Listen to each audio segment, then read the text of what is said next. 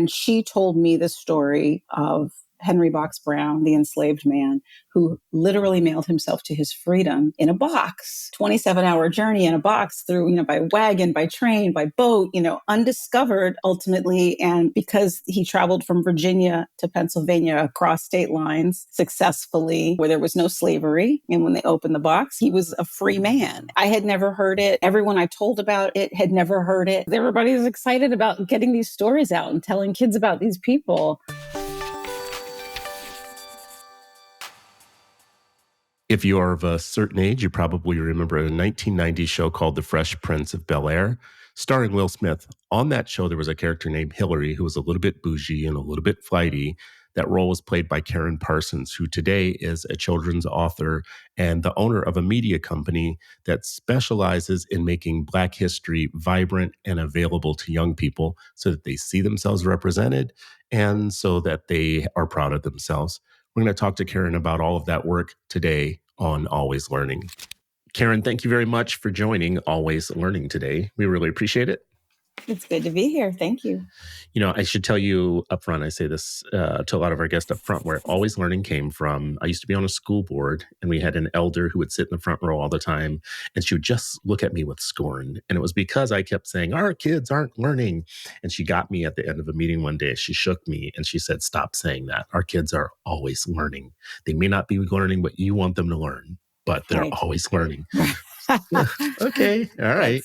Yeah. That's true. Yeah, touche, right? I'm interested in talking to you because the way most people start their conversations with you is Karyn Parsons, known from and fill in the blank with what they think is the one thing that you've done in your life that everybody would know. But I am really interested in this as you as a person who has developed over time.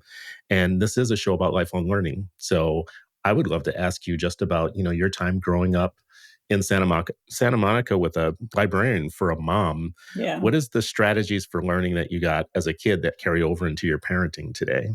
Oh, the carry over into my parenting. That's interesting.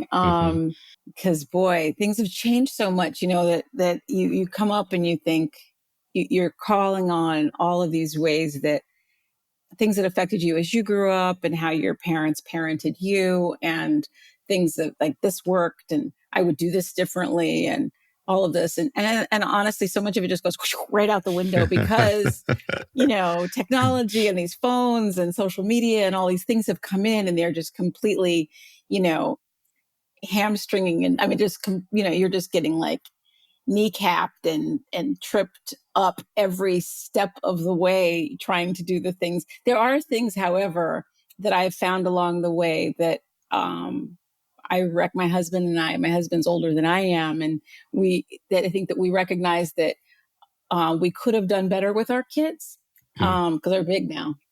But there are things that were done that aren't done so much in this new generation, helicopter parenting and everybody gets a prize and all of that kind of stuff, which is has formed these young people. But there was a lot of just like, and I see parents that have been more successful with not doing things by committee or what do you think or what do you want or what do you feel? And a lot of this, which felt intuitively correct to talk to your kids and have this kind of, but the delineation between kids and adults, I think was more pronounced when I was growing up. It just was, and it was okay. And now there's because of social media and because of the different kind of parenting and all of the stuff that's gone on, social pressures and things have changed. There's less delineation. Kids have more voice and choice in the matter. And I'll be perfectly frank, I don't think they want it. And I think they need more structure for themselves. They need you to tell them where the lines are. They can push against them and they'll do all that because that's part of growing up too. But if you keep moving every time they push it, you move the goalpost, you waffle, you give them a prize to, you do all of this stuff along the way. It's difficult for them to develop strong character and to understand that I can push for things, but I won't always get my way or whatever, or how to deal with things, just character development. So you say this is like a sensitive issue. Obviously, I jump right into this part of this because my husband and I are constantly going over like, things we could have done better or we can continue to work on, or things where we see our kids struggling and recognizing our role in some of the struggle that they have because of things like that. Still simple things where we weren't those hardline parents who were like, these are the rules, this is that, that's that. I don't want to hear you. The Gen X parents might be trying to make up for something. Oh yeah, probably. Yeah. Probably. I had to drink water out of a hose. I had, something like that. I think absolutely. And we want to hear how people feel more about things, and not that you shouldn't, but I think you got to be careful. That you're allowing people. Like I said, you want them to develop good character along the way. So sometimes that means things have to be difficult for them. You can't make everything. You can't be sitting there trying to make it all so much easier than it was for you, and then not allowing them to have a struggle, which helps them develop into stronger individuals. How much with your own, and you don't have to answer all this if you don't want to, but I'm just really interested, with your own kind of life as a Californian and specifically like a Los Angeles person, and your husband being an East Coast person, how much was that? How much did you guys have to balance out there? Were you all of one mind in the way you would approach the philosophy of educating your kids? I think people are very quick to judge California. I've pushed back against this whole like, you're a Cali girl, oh, you're California, because I lived in New York for such a long time, and because we're not currently in New York, we were for many, many, many years, and then I always go, oh, you're California girl, you can't handle the weather. Oh, you're a California girl, you're whatever, soft in every kind of way, I think. It was always coming up and always pushing back. And I'll tell you, I did a few years ago, I found myself driving along the West Coast with the ocean over to the left of me and palm trees swaying. And I was like feeling the ocean breeze. And I thought, oh, I'm a California girl. I am a California girl. It's okay. I accept it. But we are not necessarily softies. I think where people get it wrong is a lot of people in California, or LA in particular, come from other places to try to live there and want to welcome that lifestyle, and they're all excited about being there and trying to make their way. It's the whole gold rush, whatever. Everyone's trying to do their thing, go west. A lot of people don't meet a lot of people who are from Los Angeles. And to be perfectly honest, I moved to the East Coast because I loved New York. I loved what that all was. I loved the people. I loved the culture. I loved the mix. I loved all of it. I loved so much of what New York was, and it's rougher and whatever. But I wasn't. It wasn't that I was this big softie, so that we were so different. I just want to say, in my own defense, I was born in California. What part? I did Los Gatos. It's right outside of San Jose. It's like basically San Jose. And I did 5th grade in Los Angeles. So we lived in Baldwin Hills, and I was bused from Baldwin Hills to Bel-Air, of all places. Oh my to goodness. A school. Yeah, this little school called Bellagio. And boy, did I know that we weren't made for, like, they didn't necessarily roll out the red carpet. But it was interesting living in Baldwin Hills, which at the time was considered to be a nice place, right? Yeah. But then going out to Bel-Air, it was kind of like, oh, I thought we were rich. And then I got to Bel-Air. You get out to Bel-Air, and you're kind of like, yeah, no, this is real rich. Yeah. So you have taken a focus on books that have better racial representation for kids. And I know that, like, you've talked about growing up in, this is very specific to California, growing up in kind of a mixed environment, or wasn't always like a problem. You weren't facing like extreme Southern or Midwestern type racism.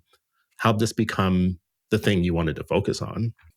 How did it become the thing I wanted to? It's all accidental, I guess. My mother was a librarian, and as an adult, my mother, who was still a librarian, would call me and share stories with me that she came across in the Black Resource Center where she worked, and that she was archiving all kinds of interesting things and bringing stories to me. And she told me the story of Henry Box Brown, the enslaved man, who literally mailed himself to his freedom in a box 27-hour journey in a box through, by wagon, by train, by boat, undiscovered ultimately. And because he traveled from Virginia to Pennsylvania across state lines successfully, where there was no slavery.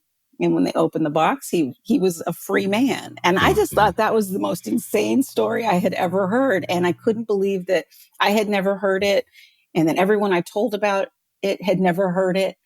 And I thought, well, this is just nuts. It's such an obvious story to tell kids. And I wanted to do a book about it. And so from that, which would ultimately be the first story in the series, the Sweet Blackberry, my organization's series of animated films. But from that information, it awakened this kind of like little known story scout in me that was, I just started finding out about more stories, and my mom would tell me stories and I'd find more things that I found myself saying, I can't believe we don't know this. Why don't we know this? And I was very naive going into it in the beginning. I very much, because I'm not a historian and this isn't my area. This just came out of a genuine interest. And I was discovering it in real time. I'm going through it and discovering it and then wanting to share it. And I think I was very naive going into it thinking, oh my gosh, these stories, they really risk being lost. And I want to do what I can to keep that from happening. I wasn't thinking, it wasn't until I lived with it a while and I learned a little bit more that I recognized how things were being buried. And that it was more deliberate than that, And so that's how it came about. And whether I grew up in a mixed neighborhood, I grew up in a primarily Latino and white environment in Santa Monica. If you look at my class pictures, there are like one or two, like maybe two Black people in class.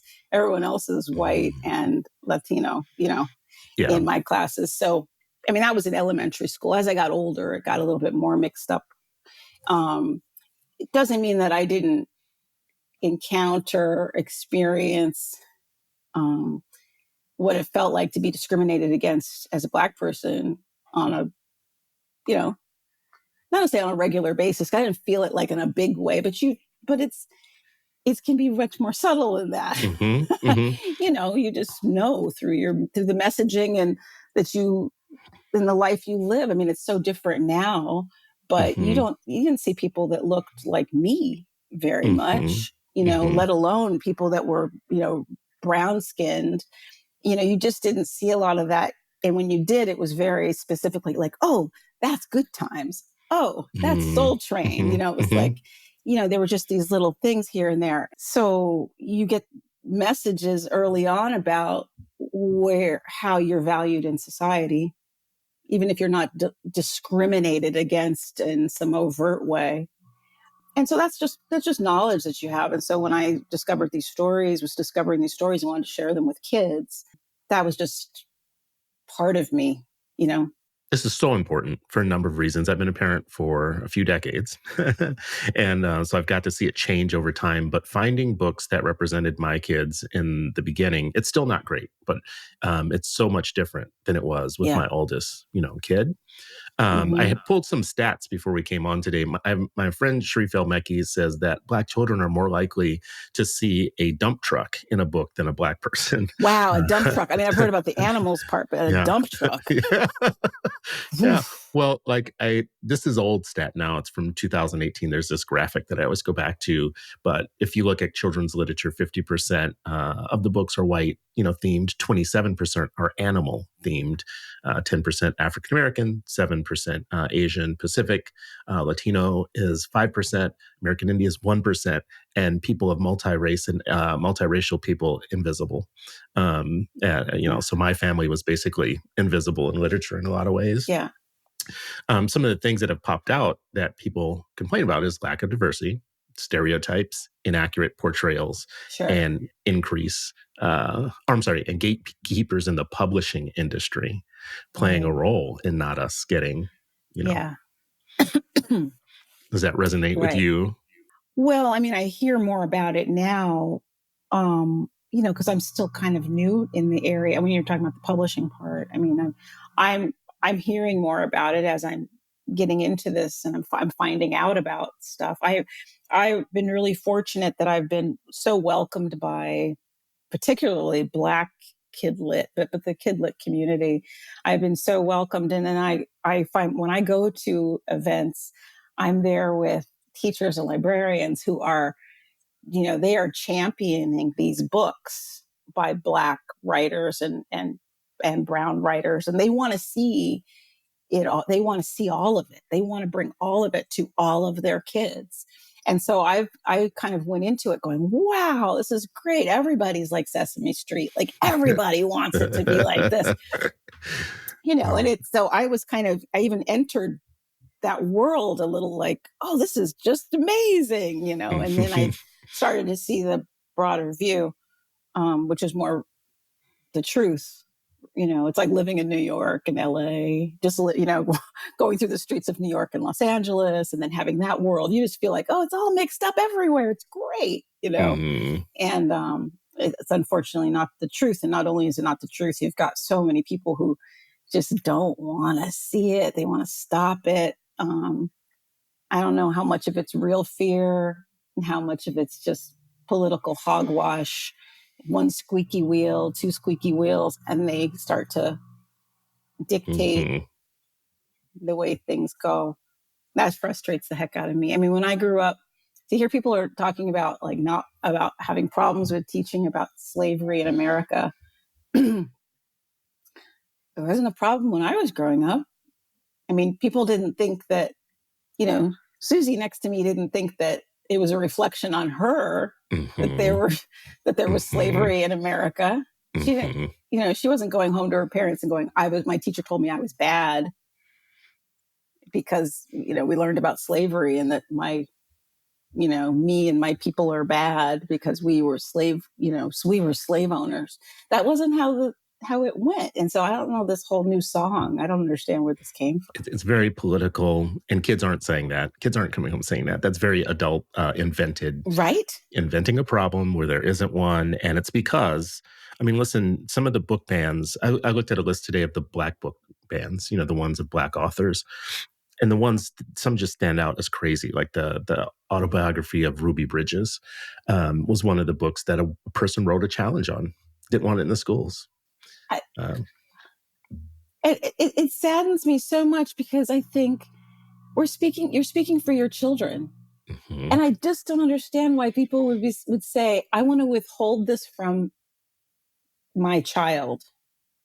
I don't want my child to know everything that's out there in a protected in an environment where they're safe, where they can ask questions, to withhold knowledge about real things that happen from your kid. It makes no sense to me whatsoever. Don't we all want them to know everything that they can but help them to discern, right, wrong, and all of this, There's a fear in some parents that if they allow you, it's kind of like, the biblical thing around you can do whatever you want, but don't eat the apple off of that tree. They want to tell their kids like this one thing, you can't go learn this because it'll change the way you see the world. And that's the fear, is that their kids will be programmed to see a more open, bigger world. So it starts with fighting literature. Sadly. It's so crazy because I think it is what you said before. It's coming from adults, not kids. And so you've got adults who are also telling other adults, this is how you feel. Because I don't think all of the adults are coming to it that way. You know what I mean? A lot of them are fine. And then they start to go, oh, should I be scared of that? Oh, maybe that's legitimate. And they start to get on the bandwagon of something that's just insane thinking. So backwards. This is why it's great that you are using your platform for this, because you have a platform to be able to say to the world. I was noticing like some of these books that you have, the Bessie Coleman story as told by Lawrence Fishburne. I was like, what? Laura, I didn't know about this, about Lawrence Fishburne. And then there's one as told by Queen Latifah and Alfre Woodard. Man, that's awesome. That's just really amazing. Cool. Yeah, and everybody wanted to come on board because everybody's excited about getting these stories out and telling kids about these people. So what's your process for deciding? There's so many great stories to tell. Like, what was your process for deciding which ones to tell? It's a good question. And it's is not as simple as it would seem, because you hear somebody has some incredible accomplishment, but then when you go to try to write the story, you go, well, what story am I telling the kids about this person? And it becomes a little bit trickier. I think I know how I would do it, but at one point, Madam C.J. Walker was somebody that people kept talking about. And then I go to write it, and there are a lot of complications in writing the story, because we're dealing with money. We're dealing with, there was the hair straightening aspect, so it's like a little, I figured it out and I know what the story is, but I remember going into it, it was like, well, it's not that straightforward for kids, because you want to speak to them where they are, what they understand, and that these accomplishments they can understand, and relate to, not just us as adults, that we can appreciate. Garrett Morgan, the inventor, we did the story of Garrett Morgan. Garrett's Gift was the film, and then we did a book, Saving the Day. Right here, I actually have it right here, about Garrett Morgan and the traffic signal. And I was very excited to share his accomplishment of the traffic signal, because there have been different iterations of it, but the traffic signal that we use today, not the colors, but the changing lights, changing so that we stop, we slow down, and all of that all came from Garrett Morgan. And so I was really excited to share that. And then when I went to write it, I was like, what's the story, though? That's the ultimate accomplishment, but what's the story? And so in researching, I had to come up realizing like what his life was like, what can kids relate to, what part of his story, and put that down. It's much easier when you have someone like Janet Collins, the first Black prima ballerina, who we did her story. Chris Rock narrated it. And Janet Collins was asked by the Russian ballet, the Ballet Russe de Monte Carlo, to dance with them, which was unprecedented to ask a Black dancer. But they said, but you have to do it in whiteface. And she's what? And she turned it down, and she was devastated. I think she was 15 years old, and she was just heartbroken. But she went on to become, anyway, in spite of that, she went on to become the first Black prima ballerina. She went on to win the Donaldson Prize for Best Dancer on Broadway. She was the first regular Black performer at the Met before Marian Anderson. And she was this incredibly accomplished dancer. And I found out about her actually through her obituaries, the first place I found out about her, because there's just, people don't know about her. But that story is a little bit easier to get into for kids, because you see her work, have this passion and joy, and she tries out for this thing and she gets it. And then there's this little catch.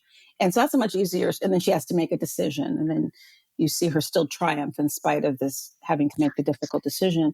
And so that's an easier story to write and to choose. Bessie Coleman, first Black female aviator, her story, and everyone turned her down in the US because she was Black Cherokee woman. Nobody wanted to teach her how to fly. So she had to go to France, Wow. she couldn't fly there, obviously. She had to go by boat, and it's like get sponsorship. It was difficult. She came back and she was a star. She had just, said, I'm going to do it anyway. And that story of determination is a much easier story to figure out, to tell for kids. So it's tricky finding the story in the accomplished, exciting person who's done all these things, but finding it for kids, for what they can relate to, is a little tricky. Do you find as you're doing these stories, you're growing too? Like, are you feeling like you're growing? I hope so. I think so. I imagine. I'm learning. Like I said, I'm not a historian. I hated history as a kid. What? That Can was you my believe favorite that? class. Hated it. Really? It was, well, because, the way that history was brought to me was, my experience is I didn't have a teacher that was passionate about it. Literally the basketball coach who was not really interested in teaching it was my history teacher. And so it was just memorize these dates, Friday, there's a test. It was like the print was really small in the books, and it seemed so boring. It's the way it was presented to me. My son now, when he's does history assignments. I'm right there with them. I'm so excited. And the way they're teaching is so much more engaging. And I love all of it. And I love learning. And I love that I'm paying attention now. But I tuned out when I was coming up because I wasn't experiencing that care in it. Nobody was trying to bring it to me and trying to make me, it was just like, learn these dates. They're important. I'm like, why? Why? What is this? And, but oddly enough, here I am and I'm teaching history, doing history, but I'm learning as I go. You are teaching. Yes, you're a public teacher. You know, I'm a teacher. But public teacher. But you know, I am definitely growing as I learn. I love that. I remember those history books being very thick and very dense, and I wasn't in them, so I had very little interest in them. Yeah, that's got to probably be part of it too, right? It also starts to look like this thing that you're not really, I wasn't consciously thinking that. I will admit that. I wasn't consciously thinking that. But as I've realized in recent years too, people would ask me about books that stood out for me as a kid and when I was really little. And one of them that always stood out was Corduroy. And then it hit me one day. I was like, I think part of the reason that I really loved Corduroy was the little girl who bought Corduroy ultimately and sewed up his button looked like me. I don't know if you remember that, but that the little girl who took him home, the little black girl. And you were probably like, okay, I like this story. Yeah, I didn't even think much of it, but I think there was something to be said for that. There I was on the page, so it just brought me a little bit closer. And I loved, I love Snowy Day and all of Ezra Jack Keats' books, It would be good if you were doing this work in any way whatsoever. But the fact that you're being so thoughtful about how you select stories and which ones are the best to tell and getting other people involved, I think is really huge because, we're talking about education in a lot of ways. And I know on your board, you have some powerhouse like education folks on your board. One who I kind of know from Annenberg. How much is that like something that's in your mind about how educators contribute to the stories you tell, how they test the books, or what's the educator feedback? Well, that was really fun. From the very beginning, when I first did it, I remember thinking, oh gosh, I'm giving this to kids. This is really important that I run this by some people who might know a little something, and I was really happy to hear that a lot of it was on point in so many ways. And I think that was just about caring and being sensitive to it. But it means a lot to have people who this is their area. Education is what they do. They care in a whole different way. They've made this their priority in their lives. So that means a lot to me to have them involved and to be running these things by them and to hearing their input, which is always incredibly helpful. It definitely makes a difference. So cool that you took that step. Not everybody does that when they go on, kind of education. Like educators are left out of a lot of discussions about education, it's kind of crazy. Like, that doesn't make a lot of sense. But you visited classrooms too. What has been your kind of takeaway from visiting classrooms? The kids are they will never cease to amaze me and never fail to stump me. We do the Q&A. There's always somebody who asks me something and I have to turn to the teacher and go, can you check on that for later? And their observations are great. I'm really fortunate. I get to visit everyone. And this is my favorite part of this. I love writing. I really love writing. So maybe it's right up there with the writing. I love writing, but I love visiting kids and talking to them. I bring the stories to them. I'll either show them the films, the Sweet Blackberry films, or I'll read to them. And then I get to do Q&A with them, sometimes lead them in an exercise. But I get to hear their everyone from pre-K through about 8th grade. I can see different kids. And of course, it's very different what you get from, the little ones to the older kids. The older kids start wanting to know process. They're great. They want to know all about how you did what you did. But, the content interests all of them. And the little ones usually have these observations about their own lives that resonate, where the story resonated for them and things that they feel like, oh, I did this, or my sister is like that kind of thing. but the engagement is so, which makes the whole thing so gratifying. Mm-hmm. The Seeing where your engagement. work is going. Yeah. Yeah. Seeing them take it in, getting letters back later after I've left the school, getting thank you cards in the mail or, observations later from the teachers or from the students. That kind of stuff makes you feel like not only know you're doing something that's important and that people want, but that this is going to stay with them, that this is something that's going to inform them going forward. I mean, I think that's a big thing that's important to me too. I think I have it on the Sweet Blackberry website still. I believe the Dolly test, some stuff about the Dolly test. Are you familiar with the Dolly test? I think it started tell me more. In the 1930s, they started doing the Dolly test. It's where they would take the white doll and the black doll, and they'd give the kids the white doll and the black doll, and they'd ask them which one is the pretty one, which one is the ugly one, which is the good one, which is the bad one. And these are really small kids who would have this very strong, quick reaction. Black kids looking at the black doll and saying, "That's the bad one. That's the ugly one," and even saying, "I don't know why, but it is."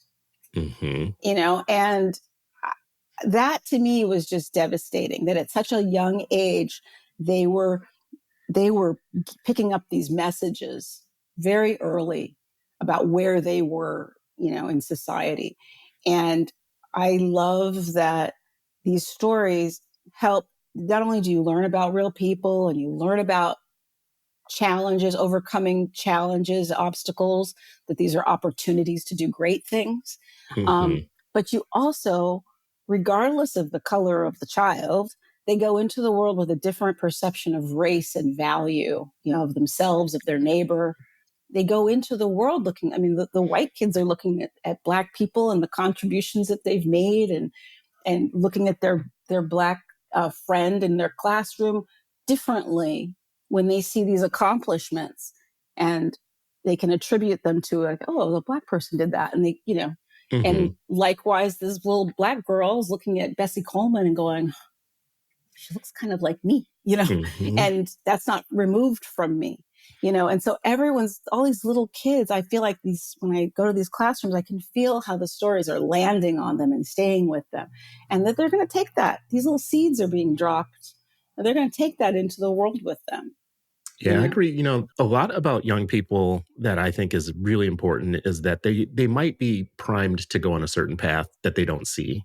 And so without seeing it, they can't believe it, right? Like, how are you going to learn to become the person you want to become? Well, if you don't have all the information, you don't get there. And I'm thinking about you. So I read, and I don't know if this is true, that you said very early, like young, I want to say that it said you were 5 years old, that you told your parents you wanted to act. 6 years old. Okay, so 6 years old, you say that to your parents, and then at some point, you're standing on a soundstage at a very large television show. What happens between those two poles? What happens between 6 years old when you say that and the moment that you're standing on a stage, knowing that, okay, here we go, we're about to get started here? A lot. Definitely a really patient and supportive mother. I will say, because she kept thinking, she's going to outgrow this. But one thing that I realized with my mom was, even though she may have said that, laughed it off, and not taken it that serious, it wasn't until I was a parent that I started going, wait a minute, she was paying for my acting lessons. Wait a minute, she was driving me across town every week. Wait a minute, things that I took completely for granted. Maybe not the paying for lessons and taking that for granted so much. I think I had a little bit of awareness about that. But she was driving me around.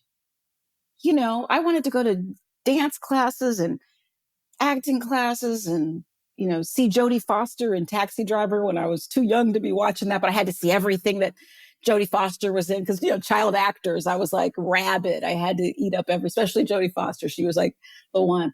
And I really appreciate that support. Was a lot. That belief in me. And then once I was doing Fresh Prince, my mom was at every taping, but maybe you can count on one hand how many she didn't make it to. She was there, loving it, so proud, so excited.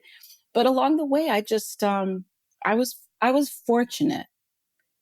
I wanted to do this thing and I was passionate about it. And the passion only grew as I learned more about it. It didn't become more daunting. I didn't become more fearful. The more I learned about, the more I leaned in, and I learned craft, and I got excited. I was reading Stanislavski and Uta Hagen, and I was like, oh, everything was like I was learning more, and that was making me go deeper and want it more, and wasn't just cute little plays type of thing. And I was fortunate, though. Not everybody is bit by something like that. Mm-hmm.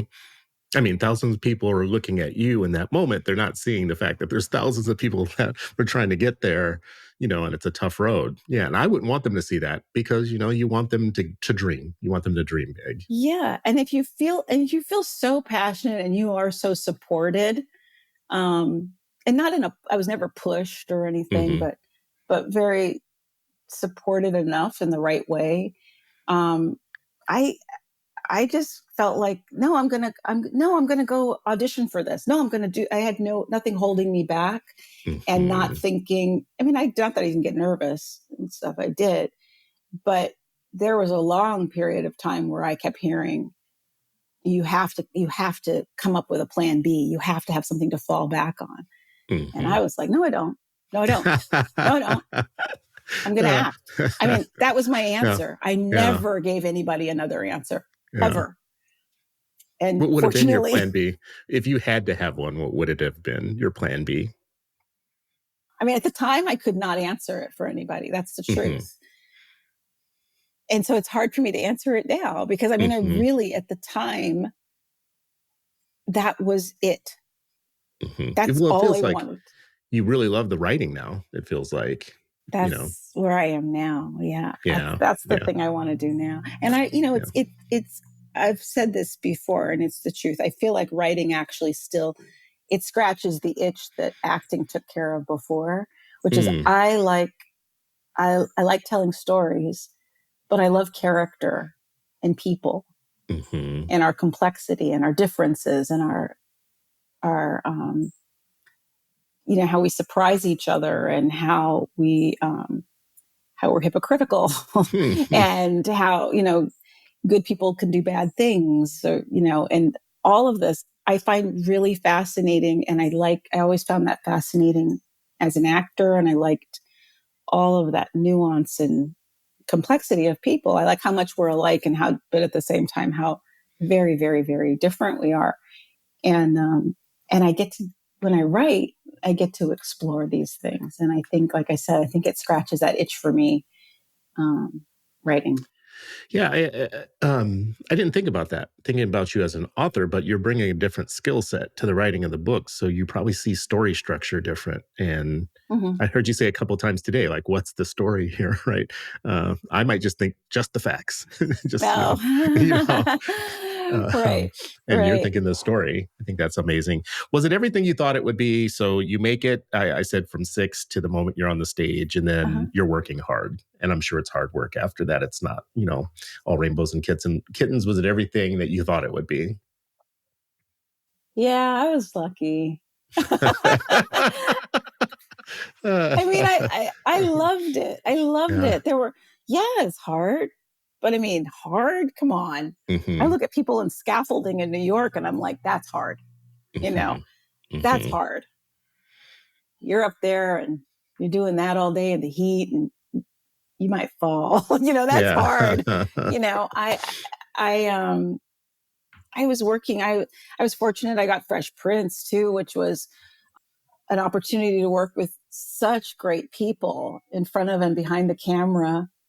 Such talented people, mm-hmm. really smart, fun people. I had 6 years of just loving it. I was no complaints. I saw a blooper reel of you guys once, and it looked like a great place to be.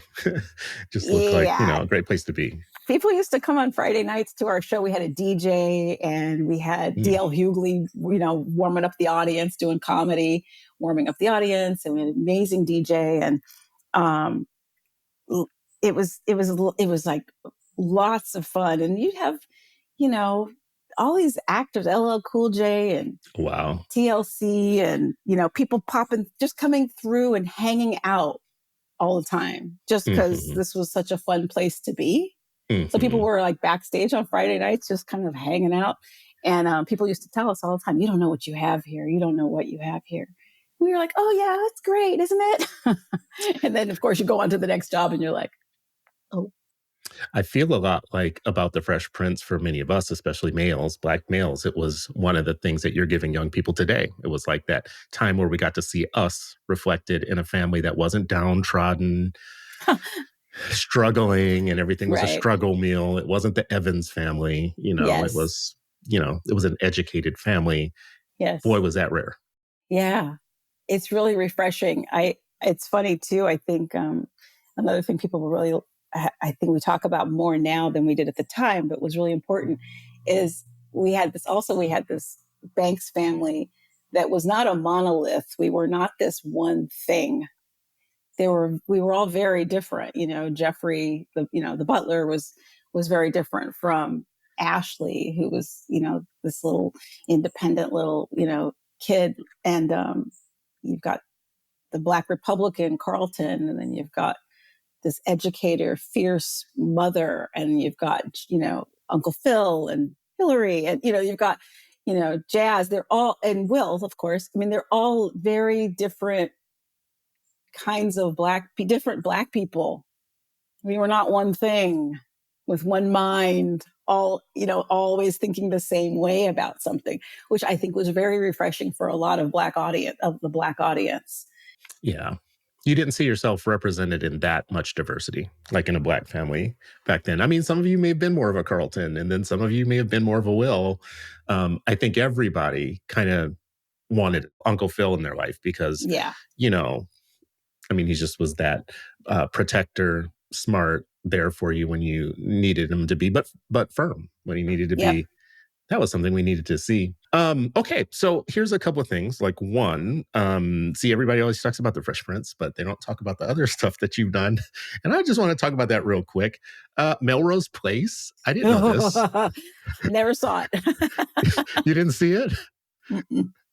I was like, this is an iconic show. Why is it on the list here? So you did 2 episodes of Melrose Place? That's what I heard.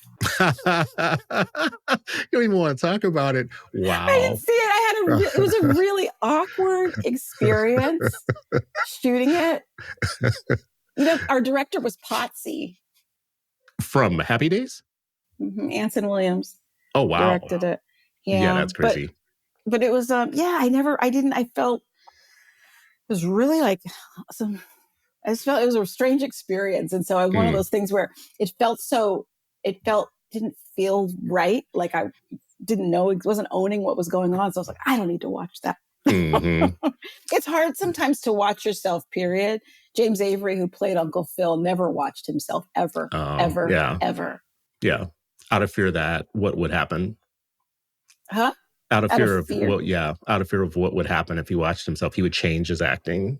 I don't know if it was that. I think it was more, it just made him uncomfortable. It's like listening. Some people don't like listening to their voice on the phone. I know that one. On a machine. Yes. It's like that thing. It's like sometimes seeing yourself is alarming. You were in my single favorite movie of all time. And I had forgotten about this. Ladies Man holds up today. That holds up today as like one of the funniest damn movies I've ever seen. So everybody listening to this and watching this, just go stream it tonight and watch it. This movie, seen it in so long. It is so hilarious. It is funny. And he seems like such a, I don't know how to put it, but there's a loving quality about him that comes through. Which is great because it makes that character work for you instead of like make you go, who's this person? Because there's a sweetness under all of it, right? I forgot you were in it until, because I hadn't seen it in a long time. And I was like, that's right. You were the love interest, the thing that made him want to live, like a better life. So there you go. And Reggie Hudlin directed that. Yeah, that was fun. And Billy D. Williams was in there, boy. Ooh. Oh, wow. Mm-hmm. Yeah, forget about that. That's deep. That's real deep. Yeah, I made him say the lady sings the blues line for me. Want my arm to fall off? I made him say it. Want my arm to fall off? So, kind of to wrap, like, first of all, where are you going from here with your organization, your nonprofit, and these books? Like, what can we look out for? What can people support? What can they be a part of? Well, oh gosh, Sweet Blackberry. I mean, we're doing our best to pull together we have another story that we want to animate. There's interest in making one of the already animated stories into a book. So hopefully that will happen soon. And like I said, the story I've wanted to animate for a while. I don't want to talk about what the story is, but I think that's going to be happening. That's going to be, I just was meeting with the board. I think that's going to be happening soon. So that's all very exciting for Sweet Blackberry. And I'm going out to schools and visiting schools and doing other events and things. As far as my writing goes outside of it, because I've written a couple of novels that are not Sweet Blackberry projects, and I'm currently writing my first YA novel. Yeah, and I'm very excited about that. So I've got that happening, and that's going on. But you can check out what we're doing at Sweet Blackberry at sweetblackberry.org on the website, and see how you can help too, because we are a nonprofit organization. So support from people means everything to us. Donations or any other kind of support if you have things you want to offer, we can talk about it. You can reach out, and you can reach me there if you reach out. Yeah, so we're working on some stuff. You got a lot going on. For everybody listening, we'll put links in our show description, so you have some links to Karyn's work. Shout out to Nick Ferroni, teacher in New Jersey, who connected us. Nick is like an energized bunny. Oh my God, yes. He makes me tired just watching him, right? like I get tired. But shout out to Nick Ferroni, who is an educator who's traveling the country, raising the profile of teachers, and he's the one who introduced us to Karyn. So I think that's amazing. Karyn, thank you so much. We appreciate you. Thank you.